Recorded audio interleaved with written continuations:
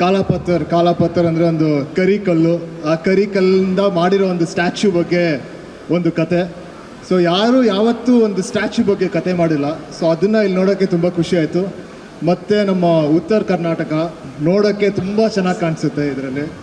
ಮತ್ತು ಈ ಸಿನಿಮಾದಲ್ಲಿ ಮಾಡಿರೋರು ಪ್ರತಿಯೊಬ್ಬರು ನಂಗೆ ತುಂಬ ಕ್ಲೋಸು. ಮೊದಲಿಗೆ ಧನ್ಯ ತುಂಬ ಚೆನ್ನಾಗಿ ಕಾಣಿಸ್ತಾಳೆ, ಅದಕ್ಕಿಂತ ಹೆಚ್ಚಾಗಿ ತುಂಬ ಚೆನ್ನಾಗಿ ಪರ್ಫಾರ್ಮ್ ಮಾಡಿದ್ದಾಳೆ. ಮತ್ತು ಸುರೇಶ್ ಅವರು ನನ್ನ ಅಂದೊಂದಿತ್ತು ಕಾಲ ಸಿನಿಮಾ ಕೂಡ ಪ್ರೊಡ್ಯೂಸ್ ಮಾಡಿದ್ದಾರೆ, ಈ ಸಿನಿಮಾ ಕೂಡ ಪ್ರೊಡ್ಯೂಸ್ ಮಾಡಿದ್ದಾರೆ.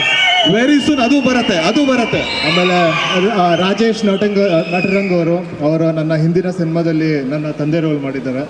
ಆಮೇಲೆ ವಿಕ್ಕಿ ಅವರು 3 ಸಿನಿಮಾ ಆ್ಯಕ್ಟ್ ಮಾಡಿ ಇವಾಗ ಫೈನಲ್ ಆಗಿ ಡೈರೆಕ್ಟ್ ಮಾಡ್ತಿದ್ದಾರೆ.